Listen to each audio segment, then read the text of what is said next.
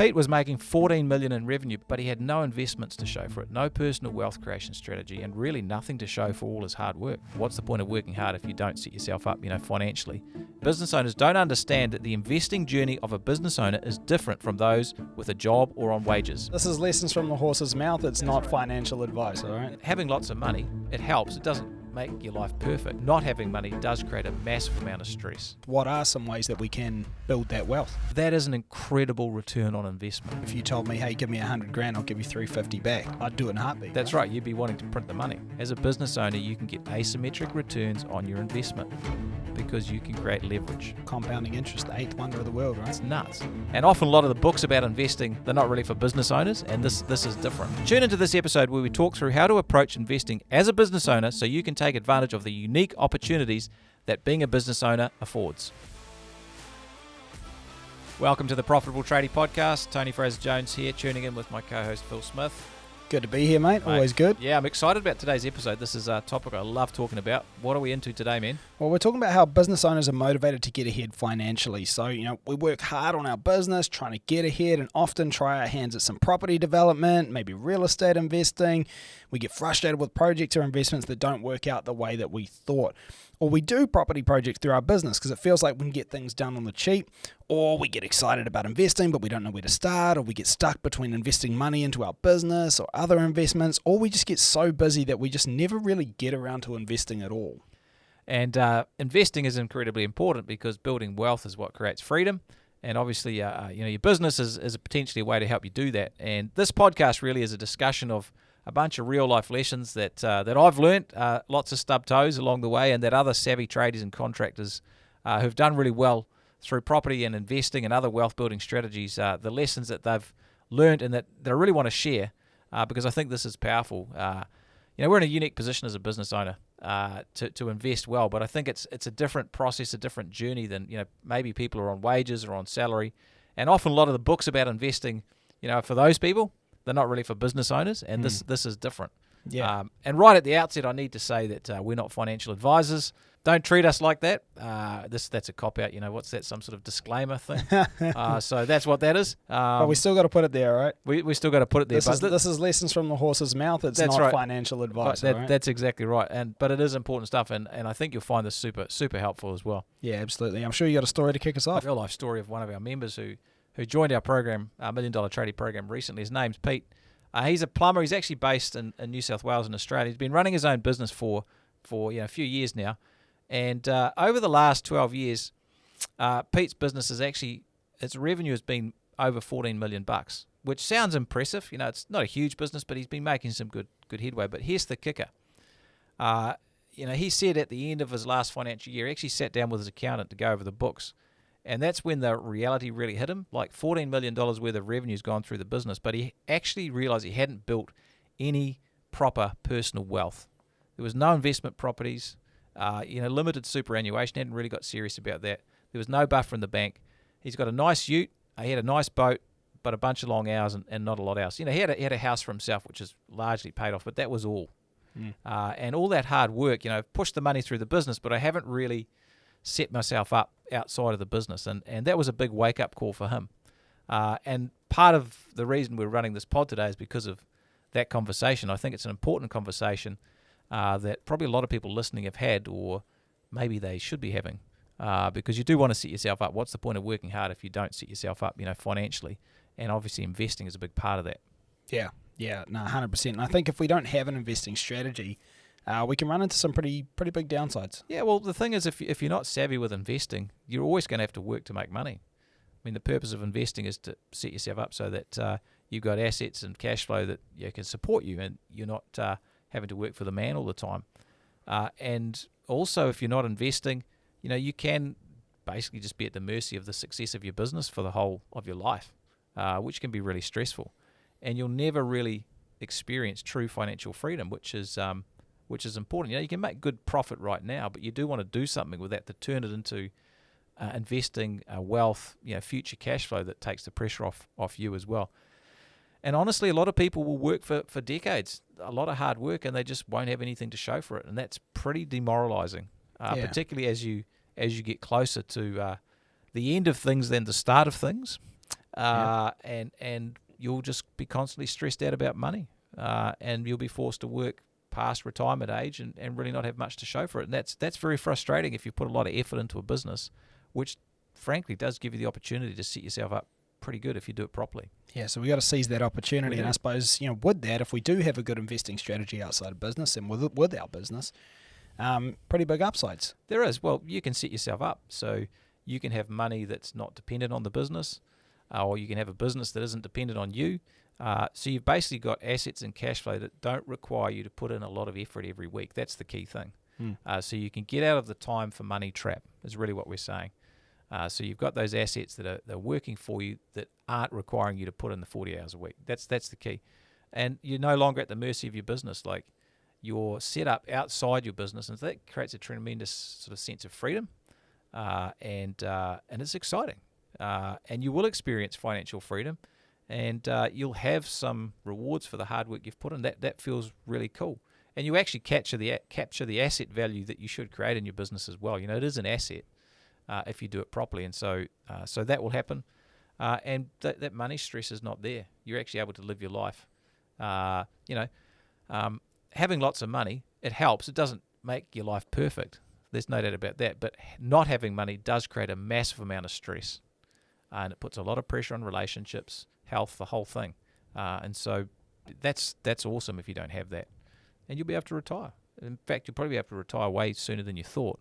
And I mean, retirement's a bit of a weird one. It's not something that excites me, but for me, retirement is being able to do what I want to do on my terms. I'll keep working. I enjoy the purpose of it, the fun of it, the energy that comes from it, but I'm doing it on my terms, not because I have to, and that'll be your experience as well when you get this right.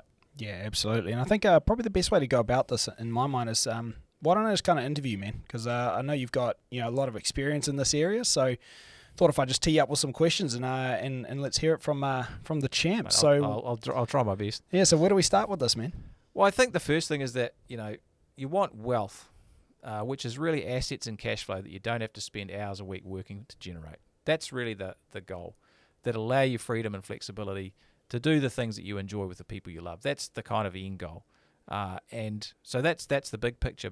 I think the thing from the discussion today is that the process to get there is different for a business owner. I mean, you don't have a salary, and your income is not capped, and that's very important because people who are on salaried wages, their income is largely capped to the amount of time they spend. Now, some people are going to earn a lot more, but there's still a cap on it. Yeah. The cool thing about business is that we really should use our business to generate cash so that then we can invest to build wealth. And that's the key thing. So there's a bunch in that.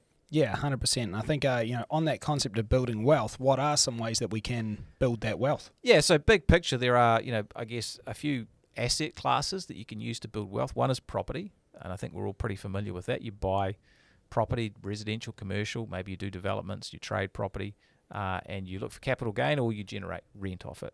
So that's one. Precious metals, gold, silver, they're another class as well. Like, for example, gold has been an incredible investment class recently, particularly with a lot of uncertainty in the economy. People want gold because it's precious, it's kind of has real value.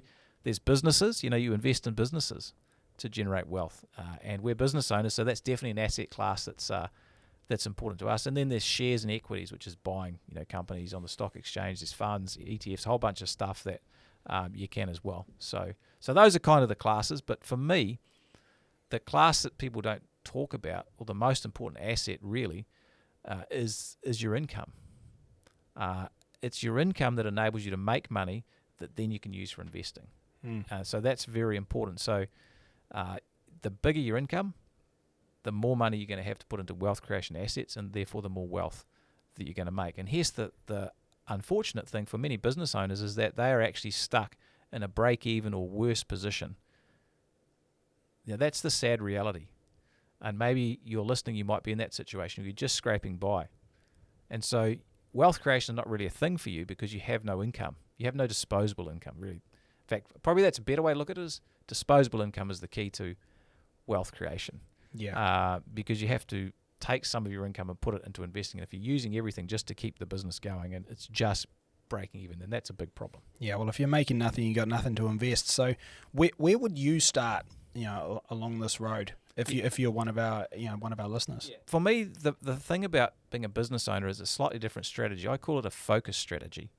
That means, particularly in the early days, the most important thing you can do for your wealth creation is to crank your business income. That's the smart play. Don't spread yourself too thin trying to be an expert at property and shares and everything else. Bitcoin. I bought a bit of Bitcoin recently. Yeah, I know you have. It's an emotional roller coaster. It's kind of fun. It's quite schizophrenic because it's all over the show. It's got multiple personalities. But Got to be a certain type of guy. you do. So for me, the key thing to investing as a business owner is to get good at business first, to create a really strong flow of income so that you can invest in other assets. And so that means you've got to be good at business. That means that you need to understand your business financials. What is a profit and loss? What are KPIs? How am I pricing my work? How do I grow my revenue? How do I grow my profit? How do I grow my team? Because I need a bigger team to create a bigger business to actually create more profit. Can't sell more if I can't execute more. That's exactly right. So you need to know your numbers and really set yourself up for success with investing. So focus on creating a great business first. And that process might take some time. It might take a year, 2 years, 5 years. That's okay. But if you can create more excess income, then you've got more income to invest, which is going to help you set up for your wealth creation strategies later on. And if you think about this is what really buzzes me out as a business owner, is that the best return on investment you get for investing, bang for buck, will be from your business. Yeah. And if you think about, if you have $100,000 to invest and you put it in an interest-bearing account, you might be lucky to get 4%. Okay. Let's say you put in shares and equities. You'd probably be happy to get 10 or 15% consistently. Yeah. Which is is a solid result. You'd be happy with that. You'd be happy with that. But here's the thing. Let's say you put $100,000 in to hire an estimator in your business. What would you expect to get from that person? Well, honestly, $500,000 worth of work would be the bare minimum. Absolutely. You'd be wanting $1 million worth of extra work. And if your margin's even, say, 35%, that's $350,000 in profit. That is an incredible return on investment. Yeah, well, if you told me, hey, give me $100,000, I'll give you $350 back, I'd do it in a heartbeat. That's right. You'd be wanting to print the money. Yeah, right? exactly. You'd be wanting to spend so much money. And that's year on year as well. That's exactly right. And so here's the thing. This is the great thing for business owners in investing. As a business owner, you can get asymmetric returns on your investment because you can create leverage. This is really important to understand. The salary wage earner, they can't get leverage because they can only spend another hour and they're limited to what they can earn. You as a business owner are unlimited in what you can. You're limited by your own expertise, experience, and courage, fear to actually execute on decisions. Because you can take your income from $100,000 a year to $200,000 to $500,000 to $1 million. We have people in our program doing $1.52 million profit and more. We awarded about for a $3 million net profit, actually. Yeah, just recently. So. Yeah, and so that's an asymmetric return. That's one person driving that return.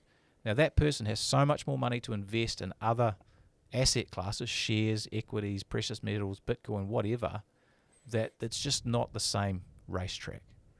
So asymmetric returns as a business owner, make advantage of that by making your business really strong, generating the income that's going to give you the fuel to actually grow your investment portfolio. That is the number one strategy for a business owner for me. Yep. And it's just an unbelievable opportunity that we all should be taking advantage of as a business owner, because the amount of income you make is important with investing. Now, don't get me wrong, what you do with the money is critical as well, and there are lots of people who are very wealthy who have worked as an employee and they've got a solid financial habits. They save and they invest consistently.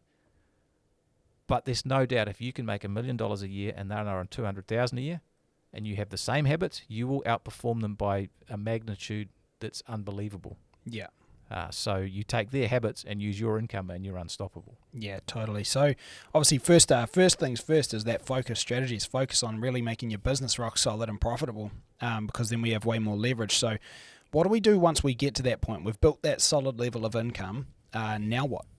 Yeah, great question. So once you've got, and this will vary for different people, depending on situations, but once you're covering your living costs and you've got a solid surplus, maybe it's 50, 100K, over what you need, then it's time to actually start thinking about diversification as well.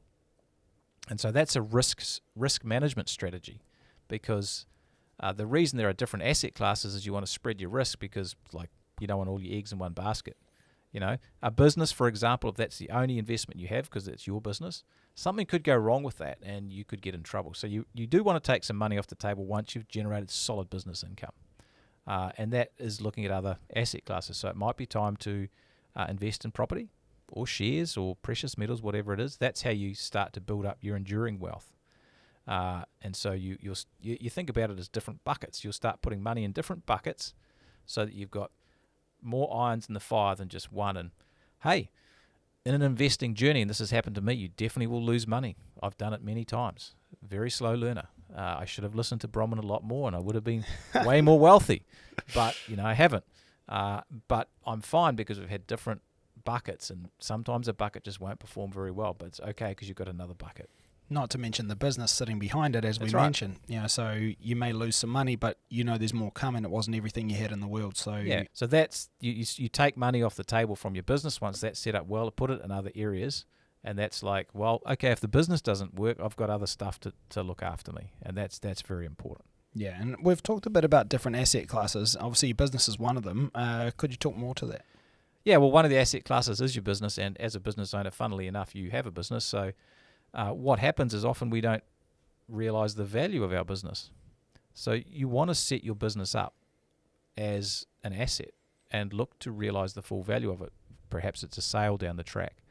And so your business, every dollar of profit that it makes the business more valuable. And the way you value a business is really simple. You work at what the EBIT of the business is, or basically that's its profitability, its earnings, and then you multiply it by what we call a multiplier, which will give you a value for the business. And now, let's say your business is making a $500,000 profit over and above paying your salary. It's a pretty solid business. You've got a management team in place.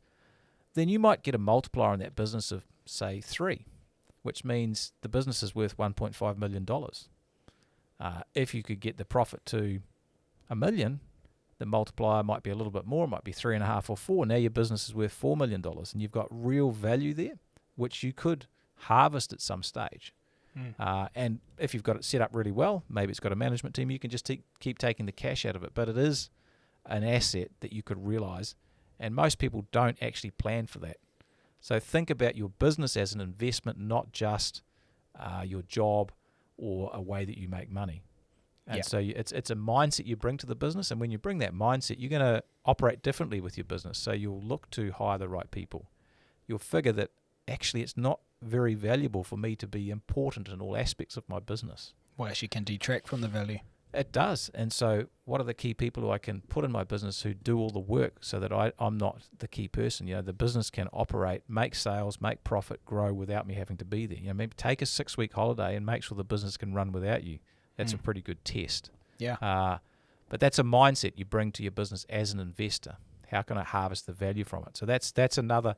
So not only have you got your shares, your property, you're actually investing in business as well. Your own business, set it up for value creation, value harvesting. Yeah, that's massive. And there are more advantages than just that. I mean, obviously, having a business, there are a lot of advantages that we can get in investing. So there are. And this is a tricky area because I'm not a tax expert, and different areas have different tax systems. Like it's an absolute minefield, to be honest. But there's advantages in terms of how you structure yourself from a legal perspective, companies you use, trusts, etc., tax write-offs that you can generate. Plus, like for property, you think about the people. If you're listening, you're in some kind of construction-related business, most probably, and so you will have contacts and opportunities in property that other people may not have. And so that could give you a great way of actually getting a leg up.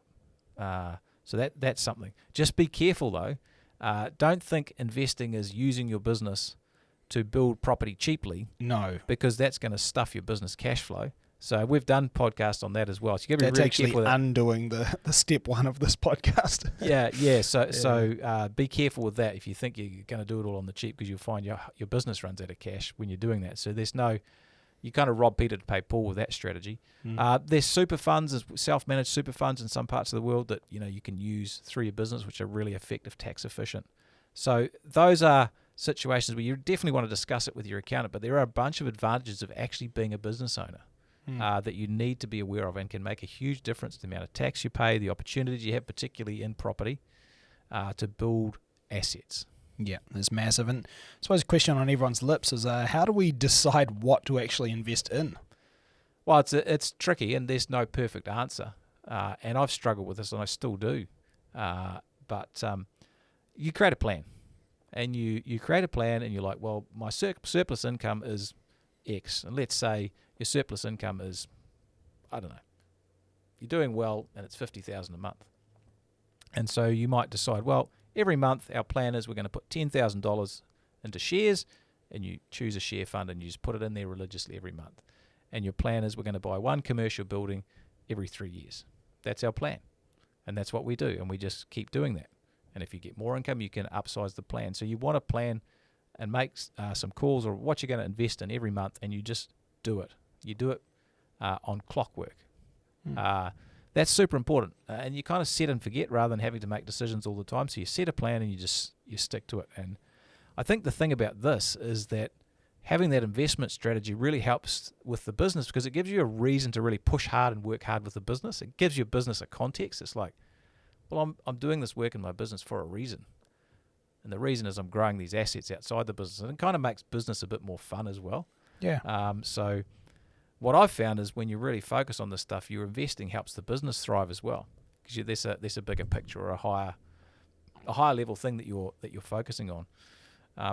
And then really simple, it's about letting the power of compounding returns just work. Because what happens with wealth creation is you get started and you're like, well, this is really slow and I'm never going to get to where I want to get. I'm saving $10,000 a month or $20,000 or whatever it is, or $50,000. That's going to take a long time to be meaningful. But the thing is, you've just got to let it run. Because every 7 years, if you invest at 10%, you double your money. It's nuts. Like after 7 years investing at 10%, 100,000 will be 200,000.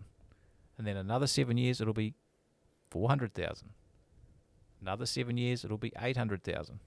Compounding interest, the eighth wonder of the world, right? It's incredible. And so you have to be really patient and just consistent. Because wealth creation really it's an attitude and a behavior. This is what people probably struggle with. You need to stick at it for a long time, and you just keep having the right attitude. I'm just going to keep investing, keep harvesting, keep investing, letting compounding interest do its work. And I guarantee you, if you do that, there'll be a period of time all of a sudden you're like, holy heck, what happened? This asset value is just taken off. That's what it does. And you're like, wow, how did this happen? And time will go by anyway. Yeah. That's the thing. So just be patient. It'll go by pretty quickly, and you'll be 8, 10, 12 years down the track, and you're like, flipping heck, I see what he meant. Yeah. And the thing is, fear and greed and impatience, they actually destroy wealth. So you've got to be really patient and just stick to the system.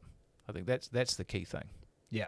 Stick to the system. I think it's very important. And time is the magic ingredient. Yeah, time is the magic ingredient. And as a business owner, the cool thing about being a business owner is because we can get asymmetric returns on our income, we can actually shortcut that time challenge because the employee or the wage earner, time is not their friend because they can't leverage their time, but we can because we can grow our profitability in our business. And so that's really, I guess, the big lesson for me from investing as a business owner is that you have an advantage other people don't have. So make sure you use it, and it requires you to get really good at actually growing and running a business. Yeah. And you'll thank yourself if you can, earn an extra $200,000 or $300,000 from your business. It makes all the difference to your life. And the next thing is, making $250,000. That's a good income. But as soon as you go above that, another $100,000, that's all cream. That's all extra money that you can spend or invest.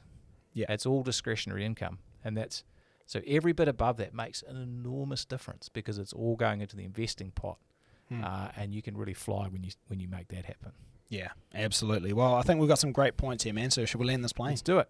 Having a business gives you so much opportunity to build wealth, but it doesn't happen by accident. If you want the lifestyle freedom that comes from building wealth, you have to be really intentional. You have to create a plan and understand that you have some unique opportunities as a business owner. It doesn't have to be perfect, but you do have to get started. Thanks heaps for listening. We'll catch you all again next time. See you later. Congratulations on being part of a select group of savvy business owners who are taking their businesses to the next level. And to help you on your journey, don't forget to check out our show notes for a copy of our free book, The Profitable Tradie, and other valuable resources. Thanks for being a part of this special group, and we'll see you in the next episode of the Profitable Tradie podcast.